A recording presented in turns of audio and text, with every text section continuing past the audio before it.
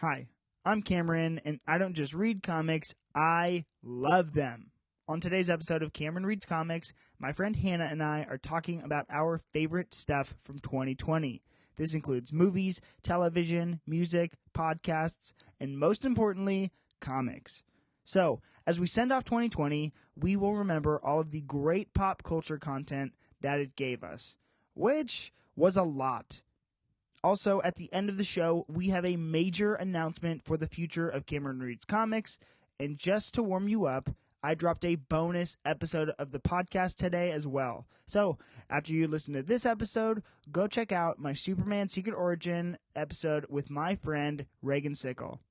Remember to go follow us on Instagram and Twitter at Cameron Reads Comics. And be sure to please leave us a 5-star rating and review on iTunes. Now, here is your episode about our favorite things of 2020.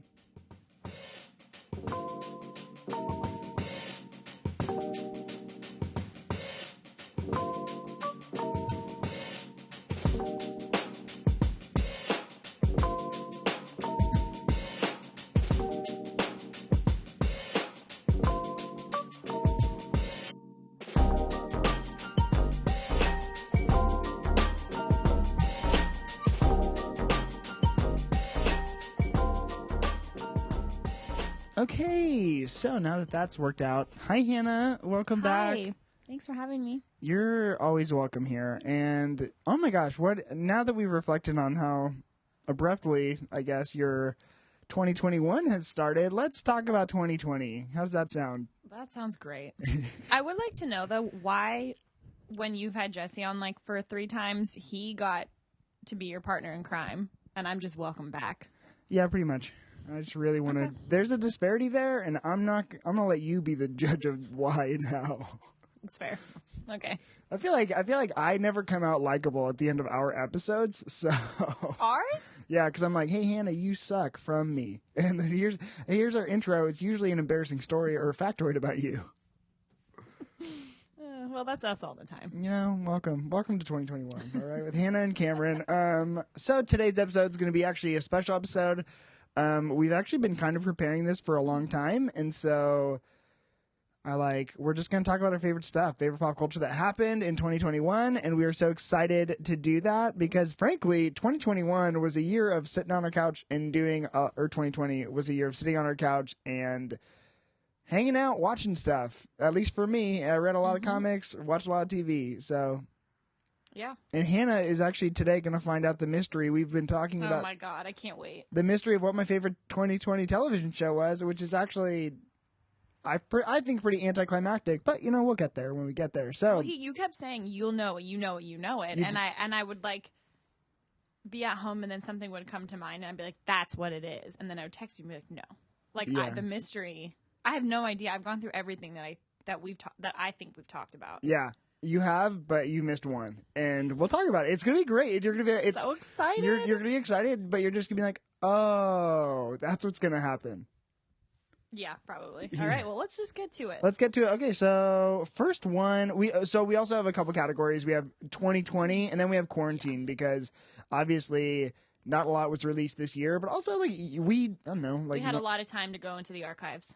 Yeah, but I think on top of everything else too, like. As I watch movies in a year, like any movie in any year, I watch something that wasn't released that year, and I end up liking it a ton. So I really want to, for those, we're just going to consider that the quarantine. So I guess let's go into, do we want to do television shows first? Let's just do it, baby.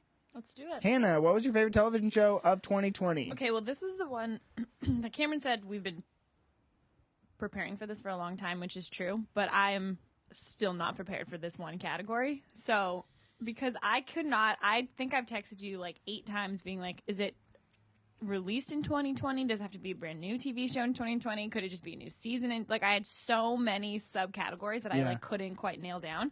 So I broke it into my own categories, which is like miniseries or like new show of 2020. And I think I landed on Queen's Gambit. Is my favorite. Wow. That's not an unpopular choice. I know, which is why I didn't want to pick that one if I'm being honest, because everyone's like, it's the best. But it was really good. I really enjoyed it. However, I also really liked Normal People on Hulu, which is less popular. Really? Not a lot of people had seen it, but I really loved it. That's good. Well, okay, so what about Queen's Gambit? Honestly, I'm like so glad that show though is as popular as it is because I think Anya Taylor-Joy is amazing, and she's amazing in so much stuff. Yeah. Like everyone's like, "Oh man, Queen's Gambit, she's so good." And I'm like, have you seen Split? Have you seen Thoroughbreds? Like she's amazing. Oh yeah, I forgot she like literally she kills it. So I'm glad. And then any standout performances in that really just resonated? Yeah, and I should have looked up the guy's name because I don't know what it is. But the guy who plays Benny Watts? Yes. Yeah. Just isn't it? It's just like we have watched him grow up, and I am. Wait, tell them why. Tell them what you are citing him from, or what he grew up from. Well, he started in Love Actually. I'm sure he was in stuff before that, but for Hannah... he started in Love Actually. Oh, my God. And then he was in Nothing, and then he was obviously, but in my world, he was just the sweetest little boy in Love Actually, and then he was in Game of Thrones, and then he was in Queen's Gambit, and it's like each role is just like a little snippet of like where he is in his life. Yeah. And then I was like, I feel like I'm maybe attracted to him, and I not felt even maybe, Hannah. Weird about it because I was like, again, I've watched him grow up. Oh my God! And now it's just weird, but I'm like, I dig his Benny character. Yeah. So that was really fun to watch. But yeah, the acting was really good, and then like the story was so good, and the season, I guess probably the series finale was like. They just like wrapped it all up so beautifully, and she like goes back to the home that she started at, and like the guy who taught her how to play chess. It was so sweet. Yeah, no, I agree, and I think as if you guys want to hear Hannah talk about self-destructive people, go check out our episode on My Heroes Were Always Junkie because we know she's a fan. This theme in my life is every time I come on the podcast, I'm reminded how intertwined I am with those storylines. It's such a problem of mine. And it's like Hannah's not, frankly, for someone who knows her, she's not self-destructive. So to see, Thank you. Except for at the beginning of 2021, apparently. But anyways, okay. So Hannah, do you think you're ready for my favorite TV show? I am so ready. And remember, fans, friends, these are shows that were released in 2020. Yes. Hannah was the one who actually got me to watch this show too. So. Oh my God. And frankly, if it wasn't for quarantine, this is technically a quarantine watch, but if it wasn't for quarantine, I don't think I would have watched it. But I am so glad. It is an FX TV series. It is Dave. Oh my God. Dave, featuring Lil Dicky. It's pretty much the Lil Dicky, show. It's 10 episodes on Hulu. How did I forget about Dave? I know. Hannah, it was absolutely 100% the best show I watched this year. It's so funny. It is so, but it's like, it's not just funny. It is so smart. It is so earnest. Like his attempt is to be, I think, not entirely, but like you can see that his intent is to try and be like the Seinfeld of hip hop. Yeah. And I think that show, you can see that it's a love letter to Seinfeld, and you can see he inserts so much of himself in it, and I just found it so endearing and I don't know, obviously relatable, because it's not even just it's a hilarious show, but also there's so many layers to that show. I know, and really like the episode with Gator that I remember when you saw, you were like, oh my God, that episode was hit so hard. I think it was one of the best television episodes I've ever seen. I loved the episode when they go to her sister's wedding. Oh. And the speech that his girlfriend gives, I was like, I'm gonna cry. I'm gonna cry in Dave right now. But even the opening and ending scenes of that episode too, because it's them. Him recording. Oh, and her saying, "We gotta go." Yeah, we gotta go. Yeah. They sing together on autotune, and then he plays it at the end, and it's like, oh my gosh. Yeah, I love a show like that really sneakily. Yeah. Gets you in the feels. And it's not overwhelming either, and he really leans into artistic creativity. I just was really amazed by that show. Yeah. And so I actually watched it through twice, and I'll most likely watch through it. Most likely watch it again. The rewatchability of it too is just so smart, and the situations, I'm just I was floored by how amazing that show was. Well, and because they're shorter episodes, I feel like it's super digestible. You're not committing to anything too intense. It's half an hour, but it's it's a powerful half hour. It's I don't know, I think it's 10 episodes, 5 hours worth of content max. So man, okay, I'm actually surprised that is your favorite. I just kind of forgot about it, but I just forgot about it to even put on my list to consider. I just had to look up what was released in 2020, and I just remember that and a couple other things were released. So, Hannah, our next category, because we break it down into regular stuff and we break it down into comic book Wait, stuff. can I give an honorable mention to the final season of Schitt's Creek? Yeah. That's all that What about it? Just, it was everything I wanted it to be. And I've been watching that show since, like, pretty much since it started. Like, I didn't really binge it. Like, I've been probably watching it since the first season was released, maybe the second. And, like, the final seasons of things are recently garbage. And I think I know what we're talking about, a certain HBO series. Yeah, but that's not the only one. There's just people have been doing a bad job at wrapping up series, it seems like. And they freaking nailed it with Schitt's Creek. Like, it was so good. And I was like, kind of like Dave, it's such a lighthearted show with so many like feel good layers to it. And like, I think it's the funniest show right now, but I was sobbing at the end. Like, it was so, but not in like a bad way. Like, it's not like somebody dies and then it's just like, it was so good.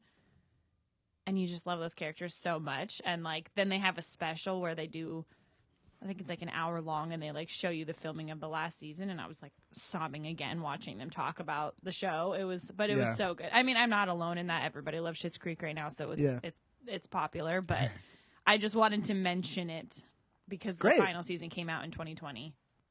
Yeah, and I think that show's important because I think it really made a place for Dan Levy. Oh, it totally did. Like, it really, oh my gosh, the whole family, the whole Levy family. Yeah, he made a name for himself through that, and not by any means on his father's coattails. Totally. It's like that was his dad was working for him on that show, which is so cool. Yeah, and just getting to see how like brilliant he is was so crazy. Having him go from somebody who you didn't know at all to like somebody who like created and wrote this show and made it what it is, and all the characters that played into it, and like the way he plays himself, but not like obviously a like dramatized version of himself. Yeah. But like, they show a lot of stuff in this special about what that show meant to a lot of communities and different people, and like the comfort that it brought, and like the understanding, and like I love it's beautiful. Loved Great. You know, it's really weird to say, but I tried to watch it twice now and I just couldn't get into it. So. I have a hard time with that, but it's okay. Okay. I know it's not your cup of tea. Yeah, no. And I can see how somebody might not gravitate towards it. I like, that's not completely lost on me. I mean, again, I think it's hilarious, but that is more or less my humor, I guess. Yeah. Okay, did you watch any, now we're bringing it into comic book television? Yeah. I don't really have too many other honorable mentions for TV. Like, I watched a bunch of stuff, but... But is that was David same as your quarantine? No. We're going to get to that later. We'll get to that after. Oh, okay. We'll get to this after that. We'll get to that after this section, which is comic television. Yeah. Did you watch any, or I think I sent you some stuff that was rated. If you did or didn't, no pressure. I don't think I did. I think Well, you watched The Boys. Yeah. Well, what else is there? There's a few. There's I don't know, Walking Dead, Fear the Walking Dead. There's that kind of stuff. I was thinking like a Marvel or a DC. No, I didn't watch anything. Yeah, there's the Harley Quinn animated series. There's a couple of Swamp Thing not that, but Doom Patrol season 2. I didn't watch really any of those. I watched my favorite, like one that caught me off guard and actually I thought was so fun that came out pre-quarantine, so you kind of forget it exists. Lock and Key, which is actually... Oh, yeah. I never watched that. It is so good. If you're looking for, frankly, a mild horror series, it's mild. That's why I say it. Because I can't digest, like, frankly, I think Hereditary, for the fans, is the scariest movie of all time, and I just can't even hang with that. So, I'm like, I hate scary movies for the most part. I watch some. Rosemary's Baby is amazing. Anyways. Signs? Like I said, I don't like horror movies. Hannah's favorite movie is Signs. But the Lock and Key is actually, fun fact, and written by, this is a year that I delved into horror comics too. It is written by Stephen King's son. But the cool part about him, like the comic is, the cool part about his son is that he doesn't want to go by Joe King. That's his name. He goes by Joe Hill. And this comic that he wrote, Lock and Key, is one of the most amazing series I've ever read. And it is so distinct and is so scary and sinister and like... really well done that when they said they were going to adapt it, I was like, I've always wanted to read this series. Now I have my window to go check it out on the show. And that show was so fun. And like, I think all the characters and the acting was really good. I think that they got the super scary villain Did you down. read the books before you watch the Netflix? I always one? try and read it before I watch Okay. it. I read the first 2 volumes. They actually are now releasing it in like an omnibus form, which is pretty much the entire series in one book, which is how I prefer to read because I have it all in front of me. Maybe around season 2 I'll get back to that, but there is a season 2. I sure hope so. Oh, okay. I think it's been announced. I'm sure it's I'll been confirmed. consider it. It was a really good show. It was a Netflix exclusive, and I'm always for obviously comic book content. I'm looking for more. I feel like we kind of got the short end of the stick for television this year. We got some good stuff, but that I really wanted to. That obviously the boys came out. If you want to hear Hannah and I talk about the boys, go check out our episodes on the boys. It's traumatic. Yeah, both of them are. But yeah, no, I think Lock and Key actually I preferred more because it was very fresh. I kind of forget about that being an option. What? Like when you had said like comic book TV shows or movies, like I in my head I was so like stuck on it having to be like a DC or a Marvel or like a The Boys or like, but I forget that like Walking Dead and so many other things come from graphic novels or comic books that I was like, oh, that's Yeah. I should have thought about those because I might have now that I'm thinking about it, but There's so much content that is based on comics that people just don't know. yeah, for sure. Let's go into our favorite quarantine television series that we watched. Hannah, you go first. You already know what I'm going to say. I don't think I do. Yellowstone. Oh my gosh. Well, actually, a bunch of people I follow are now, everyone's posting about Yellowstone, and I'm just like... Well, I was ahead of the trend then. I'm on the wrong side of history right now. Cameron made so much fun of me. I still do. Well, but not as much now because I don't talk about it as much because I'm done with it. I finished it. But, like, because of the age group of who he thinks should be watching Yellowstone is, like, senior citizens. Yeah, I'm like, if you're 50, you probably watch Yellowstone after Blue Bloods. That's how it goes. That's always been my preferred age group, honestly. I get along well with people over 50. I feel loved and welcomed by them. Hannah's more excited to meet her significant other's grandparents than their parents. Definitely. Definitely. No, Yellowstone is so good. It's not. It's really bad, but it's so good. No, I think I disagree with you because I think that the people that watch it are in love with it. Thus, it is very good. Yeah, but like the writing and the plot lines are like all I know not good. This might be spoilers, but I don't think it is. All I know is that there's an episode where like someone gets shot or something, but they have no vet, and they take him to like a horse vet, and I'm like, what the heck? I'm like, you lost me. Well, Daddy Kevin Costner. Yeah, actually preferred starts and ends. Zaddy. Yeah. And but he's actually not the star of the show, in my opinion. His son is. Good. I don't know. And the character, he's definitely the star of the show. But I'm like who I'm more attracted to. I'm like, cool. I'm like, I like Kevin Costner. I think he's good. I don't know. Field of Dreams, Man of Steel. Kevin Costner is incredible. Yeah, I'm like, he's frankly, I don't know. His body of work is great, top notch. Yeah, I'd say there's more bad than, or no, I'm sorry, there's more good than bad. Yeah, and I would put Yellowstone in the good. Good. Yeah. And honestly, when you can get a premiere star like that for like a television series, like most people should, in my opinion, watch those series. I mean, you're not wrong about the age group because the only reason I was able to watch it because you have to buy it. It's not unless you have I don't even know what show. I don't know actually what it's on, but it's on Amazon Prime if you pay for each season. Yeah. And I would have never really, but my parents had. And so I was able to like get onto their Amazon and watch it because they had watched it and all their friends were watching it, which so yeah, it's a Hannah's at the backyard barbecue hanging out with the dads, talking Yellowstone, drinking a beer. Flipping meat. Oh my god, ideal. She's wearing those New Balances. You guys know the ones. I have one of the aprons with the girls in bikinis on. Yeah, oh my gosh. You're like, tell me about it, Jeff. Like, that's you. Mows lawns for fun. It's relaxing. Okay, my favorite show during quarantine. I don't know if you watch this. Hulu also just kills it for TV. I just want to make that's this episode for television. They do a surprisingly and FX too. It's this. Yeah. This isn't an FX show, but like FX on Hulu. So I watch it there most of the time. And actually so sad to have it already have been canceled. High Fidelity with Zoe Kravitz. Oh, I never finished that. Oh my gosh. I watched the first like 2 episodes. High Fidelity, I think, and I talked about it for my fans on the Selena's Big Score Catwoman episode with my friend Lauren Vera, who also watched it.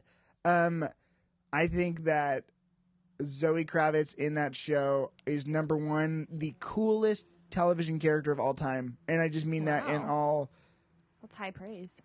I just think she's so cool. It's just like she's the coolest ever. But there's also some humanity there that makes her more grounded and relatable because she's a very imperfect character.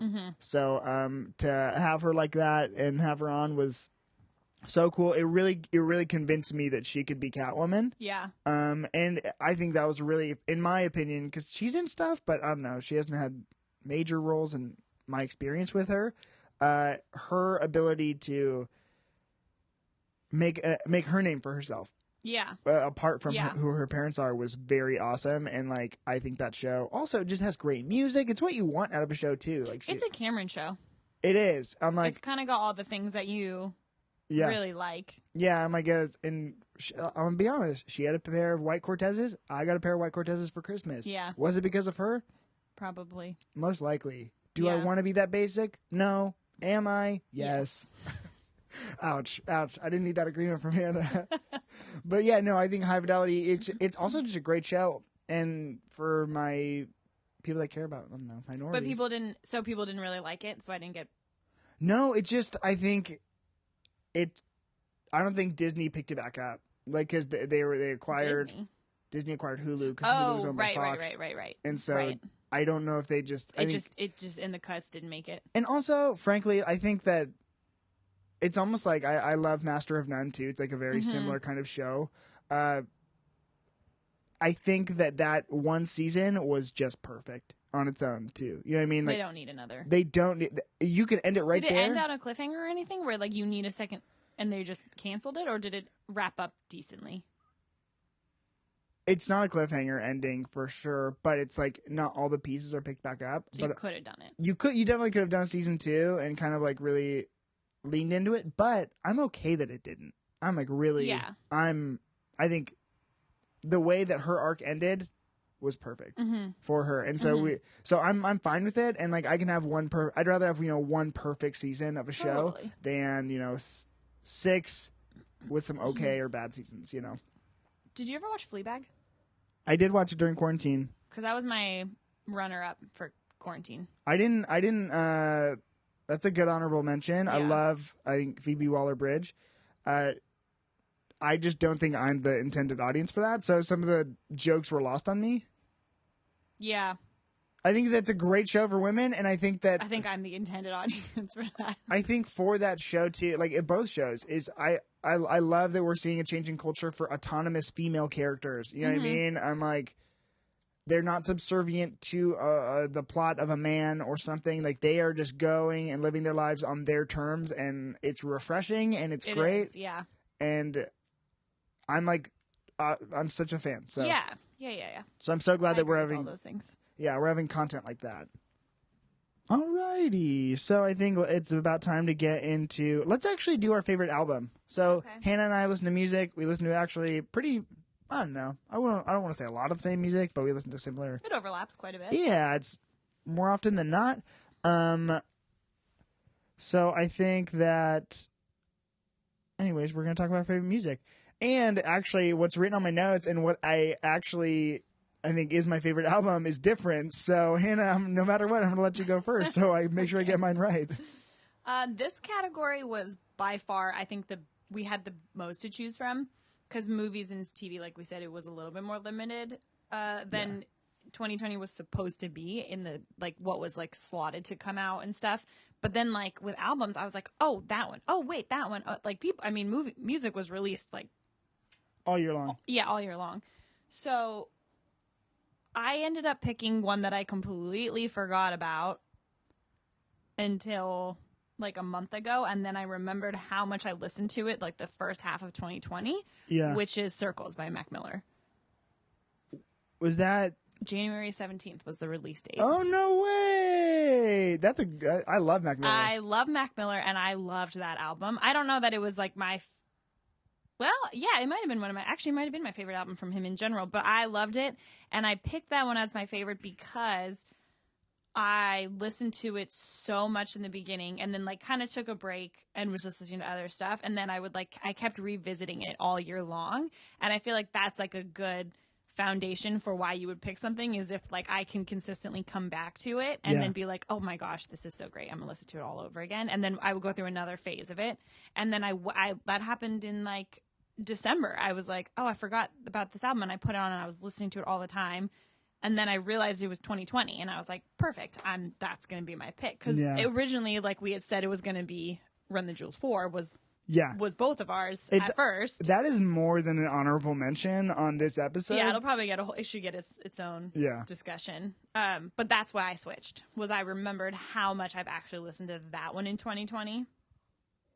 And so it was just such a good album. Yeah, and I don't know, I haven't listened to it, but that's good. I honestly, if anyone needs some really, really, really great content, go check out his Tiny Desk concert right before he died. So good. It is hauntingly beautiful. I know. I think he is, though. Just everything. Him? I think him, but like all of his music, I think is hauntingly beautiful. Especially now, it's like,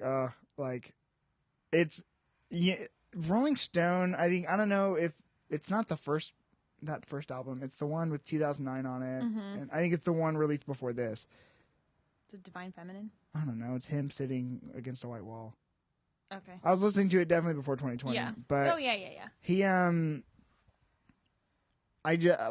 I didn't really like him, and then everyone's like, I watched that concert and I was like, oh, it's pretty good. So I started listening to the tunes from the concert, and Rolling Stone or someone defined that album as like, you can see his maturity as an artist since he started. It's swimming. Yeah. Hannah looked it up, so thank you.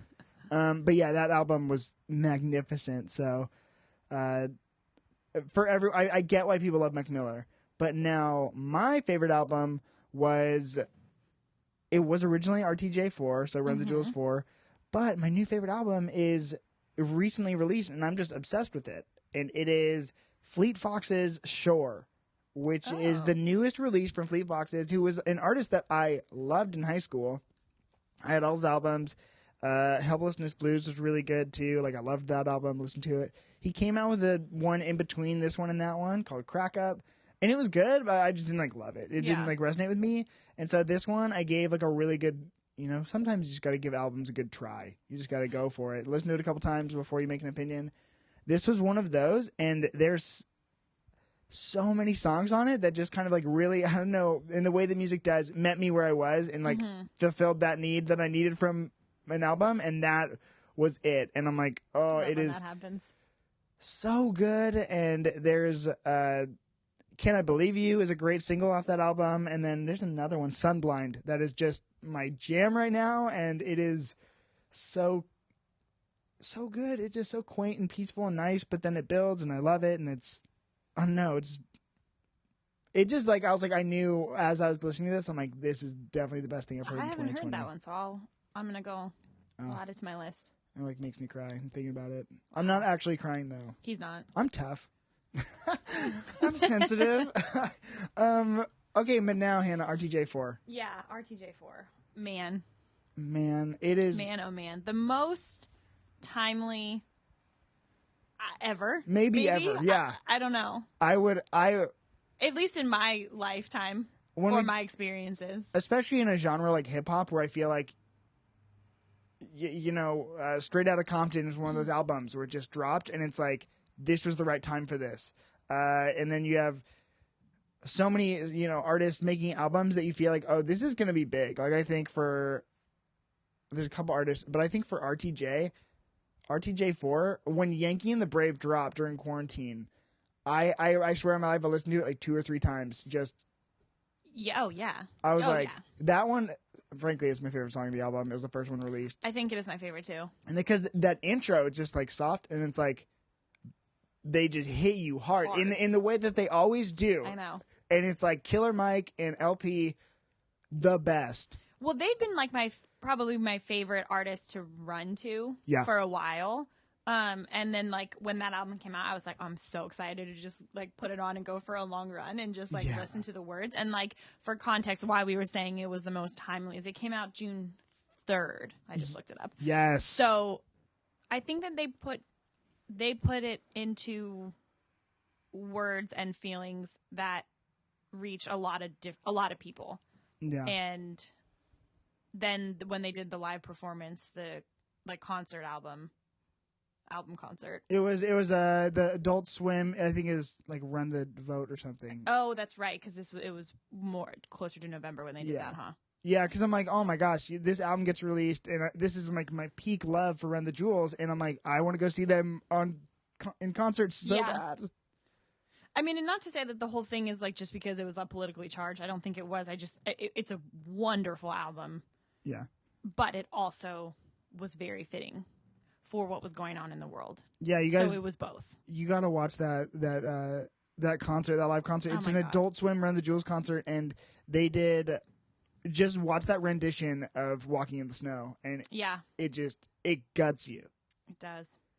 And in the way that like, because also this year too, Killer Mike has had a great year, and maybe I'm just kind of oblivious to his influence and frankly pop culture overall, because he's not the, I'd say if I could compare him to a historical figure, he's very Malcolm X. He's very much like, he's pro Second Amendment for African Americans, and he's like unapologetic. He's like, no, this is what's going on, and he's so educated, and he's just a force of nature. And so to see him now have an artistic outlet to express his, it's like, you know, there's a book on feminists, but I think this is the great term. It's eloquent rage.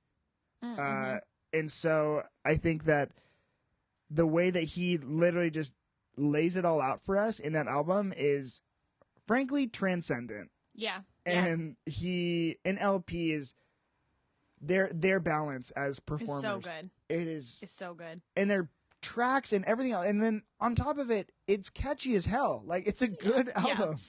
Well, yeah, because it's like I was saying, like how I don't think it's all just like a fully politically charged, because like their beats are good, their lyrics are good, everything is good.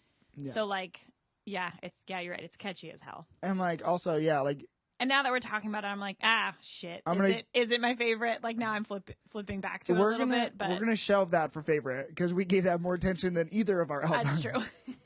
And it's also like, I don't know, when we make up these lists, these are subjective. These are not like, you know, we're not saying these are the best ever, but no, we're saying that we like these the most. Okay, Hannah. So wait, can I just mention really quickly? Yeah. That this was a very out of left field for me, which is maybe going to surprise Cameron because he probably thinks that I am more into this type of music than I am. But both the Cyrus sisters, Noah Cyrus and Miley Cyrus, came out with albums in 2020. And they're so different. The albums are so different. And I did not realize how much I freaking loved Noah Cyrus. And like, you always make fun of me for listening to emo music, which is not. She's very emo. So you can definitely say that I listen to emo music when I listen to her. But a lot of my other music that's not emo, you say is. She was so emo and it was so beautiful. And her voice, and like she plays piano, and like, oh my God, I like obsessed. Her album's so good. And then like a month ago or 2 months ago, Miley Cyrus came out with a new album. And I was like, ugh, I don't know. Because I love Miley Cyrus, but I really hate her music typically. And then this album came out and I was like, okay, I'll give it a listen. And I texted it to one of my roommates and I was like, this album is fun. Like, that is the only way I can think to describe it. It's very 80s. She's got like Billy Idol on it, Joan Jett on it, and it's such a good time. And I don't love myself for it, but I just wanted to mention because it was a big year for them, and Noah Cyrus got her first Grammy nominee, and I was really excited for her. But I think if you listen to it, you will be pleasantly surprised. It's definitely not your music because it's emo, but maybe if you're feeling down one day. But it's really, really, really beautiful. Hannah, love you, mean it. Never gonna happen. I know. Okay, so now I wanted to just embarrass myself. Yeah, I'm gonna give her an outlet. She has an outlet. Okay, so do you have a favorite podcast of 2020? I do. What is it? It is Louder Than a Riot. Oh my gosh, really? Yep, NPR's Louder Than a Riot. First episode featuring our favorite, Killer Mike. Yes.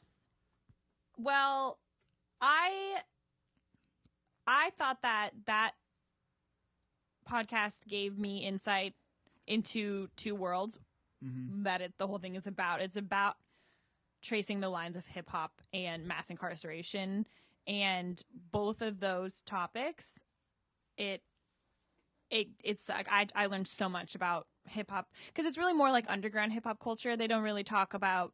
I mean, they have like really successful rappers go on and talk a bit, but like the storylines that they follow are I hadn't heard of a majority of them. And then like I don't know a lot about like the prison system, and I've kind of been slowly starting to learn about that just because of everything in 2020. And I watched a couple of documentaries and I've listened to a couple podcasts and read some books on it, and like it's a very that's a very heavy topic, but this podcast is so well done, and like the stories are incredible. And I sent one of them to my roommate, and I was like, it was about female prisons and women going in and out of the prison system, and that's women are so often not talked about when it comes to prison and like prison reform. In prisons, you always hear the stories of the guys and the men who go in and like the brutality and all of that stuff in it, and there's not a lot of stories that highlight what happens with women in prisons. And then this particular one was about a pregnant woman and like women who are pregnant when they go into the prison system, and it's just it's a really good and a very interesting. I think it's 8 episodes or 10 maybe. Oh, it's only 10 episodes. I should listen to that. It's short. I've been I mean, they're to. long episodes. They're like an hour to an hour and a half or something. But it was really good. And then I didn't really know much about like NPR's music, like that category. And like the two people who host this podcast, Louder Than a Riot, are from NPR's music, and like now I know about those two, and I've been following all their stuff. Who are they? Now I can't remember their names, of course, but I follow them. I followed both of them on Instagram, but I'm just spacing on what their names are right now.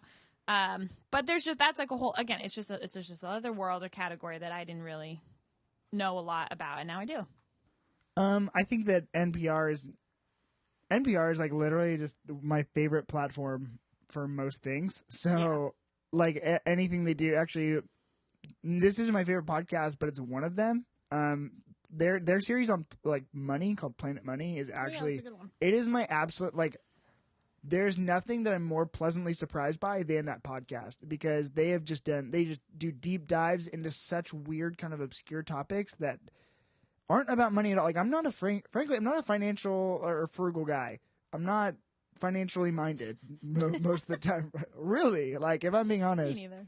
My girlfriend's basically my sugar mama, and so that's true. She literally told Hannah, I've witnessed that firsthand. Oh yeah, she's like, Cameron's card gets declined most times, and I'm like, that's because I'm buying comics. So there's the Cameron Reads Comics for you. But with that podcast, I am just so pleasantly surprised. I've listened to obviously Serial, S-Town, the rest. S-Town. All of their content is so good. Like even Embedded, I love. I just love NPR, so you say Invisibilia is like literally one of my favorite podcasts of all time. Yeah, and so you plugging NPR for that Louder Than a Riot, it's like it's something I know I should listen to. I just haven't gotten around to it yet, because also I don't have to commute anywhere. You know what I mean? Like really, that's like true. It's hard to get through them. It's hard to get through. Like it takes me a while. I don't blame anyone for not listening to my podcast, because you guys should. I don't know. It should be at home or whatever. Like, I'm like, I'm not gonna.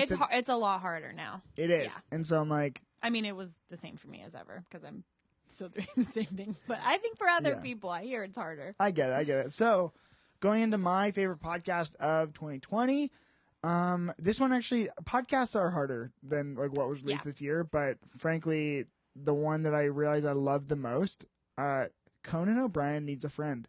Really? Again, to be pleasantly surprised by someone, I listen to a lot, and Hannah knows, but I listen to a lot of like interview podcasts of celebrities, because I love the culture surrounding, just pop culture, or the subversive parts, their journeys and everything else. And to look at this guy, and his hear his take on something, he is obviously, we see him as a personality, but he is one of the smartest people I've ever listened to. And he's also, I think, one of the things I like more about him than the other ones I listen to is that he is so compassionate. Like him being a father and him being in the industry for 20 years and then like discussing how he got places. Like he went to Harvard. He's from a huge Irish family, and you can see really how that's ingrained in him. And you saw how he's like, okay, well, I got this job on The Simpsons, and then I got this job I worked for SNL, worked for The Simpsons. And so just like, number one, those stories that you hear from those writers' rooms and his interactions with meeting these people is so like amazing. And then it's just like, is he interviewing other people in each episode? Yeah, he's freaking interviewed Michelle Obama multiple times. He's interviewed, because the guests he gets are just amazing. Right. And frankly, if we've learned anything from the medium of podcasts, it's that long form content is more interesting. Yeah. Like I love, late night and watching those shows, but it's like you get, 5 to 10 minutes. Yeah. And that's it. And they have to make an impression to be able to market their project. They're not doing that on podcasts. You know what I mean? True. I just started listening to Justin Long. He has his podcast. I really like him. I love him. I'm like... He interviews Sam Rockwell. Oh my God. Because they've been like best friends for like 20 years. If we don't talk about Sam Rockwell once, then... It's not a true podcast with me on it. Did we even record? Is the question. Oh my God. I wanted to... Yeah, that's... Just gonna the car ride after this is going to look like Run the Jewels and then Sam Rockwell. Oh my gosh, Sam Rockwell. Yeah. He's not even on my list at all. Number one actor of all time, not even 2020 and beyond. I really tried to watch Moon by now because Jared put me on blast in the other one. And I was like, well, okay, I'm going to watch it and then I'll redeem myself when I go back on. And they took it off of like every streaming platform. That's the best. And now I'm like, is he worth $4? Of course. Have I paid it? No. I'm like... Am I? Do I have $4 to give? That's what I ask myself. Then I'm like, girlfriend, will you buy me this movie? You guys didn't know this is actually my album. This. Okay, but yeah, no. Conan O'Brien Needs a Friend, and I'm gonna listen to that. I'm excited. It is on, and he has great guests. He's just so interesting, and his takes, and also like, it's completely 110% my humor. Like, hard belly laughs from me, like. Mad chuckles coming from my direction at that podcast. Okay, well, now we're winding down, so I guess for Hannah it's one more category, for Cameron it's two more categories. So, when it comes to movies, Hannah and I love movies, and just so you know, we're going to be talking about movies again later, because Hannah actually inspired me to go through all of the Oscar nominations for Best Picture. So I do my best to make it through each year, so that I can have a well-rounded opinion when we pick the winner. Yeah, exactly. If I disagree or agree. And it's also like, people are saying these are good movies. I want to go see what the good movies are, right? I'll usually try to do Best Actor, Best Actress, and then Best Picture, like of those movies. And there's but a lot of the times and most of the time they overlap, so it's not that hard to do. Yeah. So I was going to say there are a few that I didn't really bring up because I know we're going to end up talking about them in the Oscars one. Yeah. So I like Tenet and those, and so I was like, I know we're going to bring that up at some point because it's going to be an Oscar movie. We'll watch those. Yeah, and we'll do a full episode on the Oscar nominations and but pre-Oscars, so you guys can hear our thoughts before the results come out.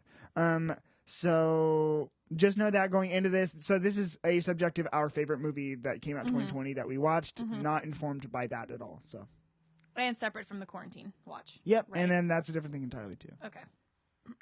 Okay, Hannah, what was your favorite movie of 2020? My favorite movie of 2020, which might also get brought up for the Oscars, I'm not sure, but Trial of Chicago 7. Oh my gosh, that's mine. I had a feeling. I was like, I'm pretty sure we're going to pick the same one. Because we loved it, and we talked about it for a while after we both watched it. Again, well, no, also, not a huge ton of movies came out this year. No, I had a hard time finding ones that I actually had seen or liked. And a lot of the ones that came out, I was like, why are these all like horror movies?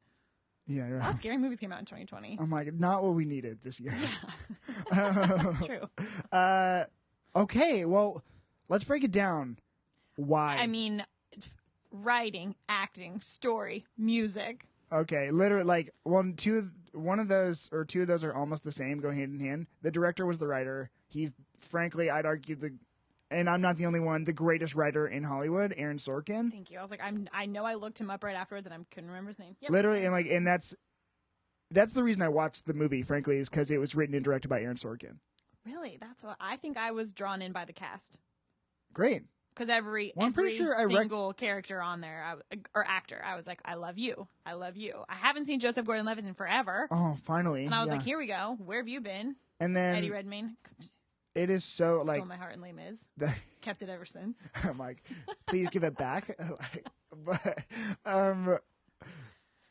Like, honestly, I think it was just a masterclass on all of it. Because it's also that movie, while it could have been like very complicated and like, you know, we could have been held down by legalese, we weren't, and it was dynamic and it was fun and there's a lot going on, and all of the actors were like so, and the characters were so distinct, and you saw all of their motivations and why they felt that way. Frank Langella, the judge, perfect villain. Yeah. Well, and the other thing, too, that, like, we were saying is, like, Sacha Baron Cohen is, like, I didn't know that he had that in him because I hadn't really seen... I mean, I knew he had range. Again, Les Mis. But I didn't know he had, like, that serious and, like, so... like, just so well. He played that guy, Abby, like, so good. And then, like, his character and then Jeremy Strong's character, the two, like, more, like, hippie ones... Jeremy Strong is in Succession, and he's like isn't it method acting? Is that what it's called? Probably. When they're like are immersed. Like, and that's how he is, and but like watching his role as that character, and then like just knowing him so well from Succession, and like the way he plays both of those characters, but the way he like showed up in Chicago, I was like, this is the best. This is the best thing I've ever seen. And again, a movie similar to Renzuel's 4 that just hit it came out at the perfect time. Yeah, it did. You know what I mean? I didn't know that story either. Nobody, I didn't. So that was, I don't know. I love when you get to see little glimpses of like the history in the past that you hadn't known or that they hadn't told. Yeah, and like you talk about you get a dynamic storyteller to be able to share that story. You know, he was amazing. And so Aaron Sorkin's Trial of Chicago 7, it was just so good. And it was really, go watch it on yourself. It's a Netflix exclusive release. Yeah. You don't want to miss it. Also, I think in acquiring that movie, they got a bunch of his other movies on Aaron Sorkin's movies on Netflix. So it's like Moneyball. It's, I don't know, Social Network I felt like was on every platform. So I'm sure it's still on. West Wing's on Netflix. Go watch that. That was his series. And like I said, I'm sure it'll get brought back up for the Oscars because from what I've read, it's somewhere in there between the acting, directing, writing, and movie. I think it's going to be nominated for some stuff. So, and also go watch Molly's Game because that's his first directorial debut. Yeah, it's great. That was good. I love Jessica Chastain. Oh, that was a quarantine watch. Yeah, that was his. That's Aaron Sorkin. So okay, in the last, or I guess not last for you. Well, my last category. Favorite movie of quarantine, Hannah. What was it? Okay, well, it's not my favorites, but I have to say that I made it through the Wes Anderson movies. I had only seen like 2 prior to quarantine, and I made it through the rest, which I was really proud of myself for doing and really enjoyed all of them. But my favorite movie of quarantine is Jumanji. Oh my gosh. What the new Jumanji. Wait, like The Rock? Is that it's like the newest one. Well, there's 2. I know. I watched them both, obviously. But the 2 new, the first new one, like, so not Robin Williams. Yeah. Freaking fantastic. Really? I feel like you were the only one who feels that way. I don't know about that. I heard the first one of that series was really good, like surprisingly good, but then this one I heard it wasn't that great. Not that I've seen either of them. The second one I thought obviously is never as good as the first, and like in any movie ever. But I thought the second one held its own just fine. Great. But the first one, I was in tears. I mean, I think we watched it twice. Like actually. laughing? Yes. Oh my God, it was so funny. And so I think also why it was so good is it was just so like there was nothing to it. Was just really good entertainment. I didn't have to think about it. It wasn't like, was the directing good? Was the writing good? Was this good? It was just like, this is freaking hilarious. We're quarantined. I want to laugh, and that made me laugh a lot. Yeah, no, I don't disagree. Fond memories attached to it for sure. And I mean, it was a hit at my house, like me and both my roommates, oh my God, we loved it. Great. We were like, tomorrow night, let's rent the second one. Baby, we back. We're getting pizza and we're watching Jumanji 2. And we did. Hell yeah. Do you have any honorable mentions for film for quarantine? No, I mean, Wes Anderson was anything wrong. I mean, you made me watch There Will Be Blood and I hated it. So I can honorably mention how much I couldn't stand that one. That's a not so honorable mention. Yeah. Okay. It doesn't fit into my category of movies.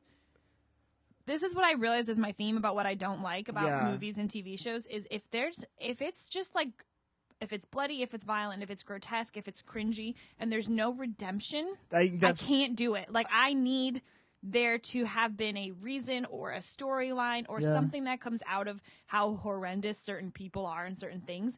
And I get that. Sometimes people are horrendous and there is no redemption in them and in life, and that's okay too. But I don't want to watch that in TV because I'm a sissy. Yeah, okay. Well, I think more because I'm like, it's not quite bloody. It's not like, a lot of the reasons you listed. Yeah, but the scene where he beats him to death at the end? Yeah, but I didn't think that was like grotesque. I just thought that was. Okay, I have a hard time also, maybe I haven't mentioned this before. If I'm going to watch anything that's like super violent, the hardest thing, which has always been people like beating up other people, like swords, guns, honestly don't really bother me. Yeah. It's like when you watch somebody beat somebody to death on like a movie, that's my, I can't do it. It's so gross. Yeah. Okay. And then mine is my movie from quarantine. Actually, I found out is a comic book film, and Hannah and I talk a lot about who our favorite directors are. We've had a lot of conversations, like hours worth of conversations. And I think that my favorite director has since changed. I used to be a Paul Thomas Anderson guy, and now my number one director is Sam Mendes, and it is because of Road to Perdition. I thought you were going to say you changed from Sam Mendes, and I was like, whoa. No, I told her. I had to eventually, Sam Mendes has been your guy for a couple months now. Late at night, I texted Hannah, and I was like, it's Sam Mendes. Well, because literally, I've been rewatching some of his old movies, and and it was Road to Perdition. Yeah, that was the one that I think I remember you. Yeah. That was the first one that you texted me, like, freaking out about. I was like, this movie... I still haven't watched. Yeah, I'm bad friend alert. But I was like, this movie is so good. Like, I just don't know. It just amazed me. And for anyone who wants to watch the new CW Superman and Lois show, featuring Tyler Hoechlin, he's in this. He's the son. So the new Superman on television is the son in Road to Perdition. So there's some more comic fun for you. Road to Perdition is a comic book movie? It's based on a comic. I think the comic's called Road to Perdition, but it's like super indie. Like, I'd never heard of it, and this movie came out in 2002, so it's not like super obviously new. But it was amazing, and I've been on the Sopranos kick, so I love mobster movies, and I love a lot of that stuff and culture surrounding it. And so it's like early America mobster movie, but then it meets Lone Wolf and Cub kind of vibe because it's a father protecting his son from, impending doom. Hannah, if you need another reason, Jude Law is in it. He's the villain. Oh, you should have told me that. He's amazing. Led with. I feel like I'm just kidding. I'm like, Hannah, Tom Hanks is in it, like America's Treasure, but also Jude Law's in it. Hannah's like, whoa. Tom Hanks. And it's just literally a beautiful story about a father and his son, and the lengths that a father will go to protect against all odds, the length a father will go to protect his child. And it is so beautiful, so beautifully crafted. Frankly, I liked this movie. It was my favorite movie I watched all year, but it didn't come out in 2020. So, right. And it really sealed, because when you look at Sam Mendes' body of work, I'm just like... Yeah, but it was during quarantine, so it fits in this category. will gladly share. Yeah. So we got Road to Perdition for that one. Now, for me, my favorite comic book movie of 2020, frankly, there's like literally 3 released. So it was a tough call, but I think my favorite comic book movie was Harley Quinn and the Birds of Prey. Or it's Birds of Prey and the Fantabulous Emancipation of One Harley Quinn. If you want to hear my thoughts on Wonder Woman 84, there's going to be an episode on that in 2 weeks.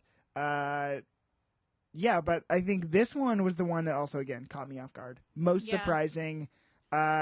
Pulp Fiction-esque, but it also leaned into some of my favorite characters. Like, if you guys want to know about my comic journey, I freaking love Chuck Dixon, and Birds of Prey is a Chuck Dixon team, and they leaned into Black Canary, they leaned into Huntress, and I think I have it's not even, I think, I have a fat celebrity crush on Journey Smollett, who is Black Canary. She's in Temptation also. I watched that movie and I tried to re-like it. I didn't re-like it. I was like, what happened here? Tyler Perry. But I love Tyler Perry. yeah, no, so that's my favorite comic book movie. It was really good, but there's not too much to go on because frankly we didn't get a lot of what we were gonna get. And I'm sure if some other things came out this year, I would have liked those more. So probably would have liked Black Widow. And now for some of that sweet, sweet comic goodness. This was a tough category to go over because there's so many comics that I read in 2020. I couldn't even put in a favorite quarantine series. I broke it up into 2 categories. Number 1, I have my favorite ongoing comic book series that I read. And then number 2, I have my favorite graphic novel. So for my number 1, you guys probably know this. It's probably no surprise. My number 1 comic I read this year was Thor by Donny Cates. It is one of the most magnificent series I've ever read. Donnie really reinvented the God of Thunder and made him so accessible to everyone. So I am so excited to read that series every single week, and especially at the time of this recording, he brought back a character from Thor's history. I'm not going to spoil it for you, but it is an amazing choice, and everything he's doing with that book and tying it into the Marvel Universe is just good, fun, bombastic, exciting comic book glory. I love that series. It is my absolute favorite. So, actually, really, I implore you guys to go pick it up. And also, do you see what these issues are going for? I'm like, there's so much money. So, go pick those up. And next is my favorite graphic novel of the year. My favorite graphic novel of the year is undoubtedly Firepower Prelude, which is kind of a cop-out because we did an episode on it. But I thought Firepower was one of the best series introductions I've ever read. Robert Kirkman and Chris Samnee and Matt Wilson are firing on all cylinders. They are amazing. So, for graphic novels, I just thought that was something that was just cool. I think the idea and the execution of the idea was so neat. I thought that Matt Wilson, Chris Samnee together, their artwork was so beautiful. I thought that everything that was brought to the table, Robert Kirkman's writing as well, was just fantastic. And so look no further than that series if you're trying to get into indie comics. And if you really want to know, I think episode 5 of Cameron Reads Comics is on that series. So go check out Firepower. You're going to hear me talk about it in real time. All of the choices they made, I'm a huge fan of. I look forward. Now it's an ongoing series, but I thought that there weren't too many issues released thus far, or that I've read.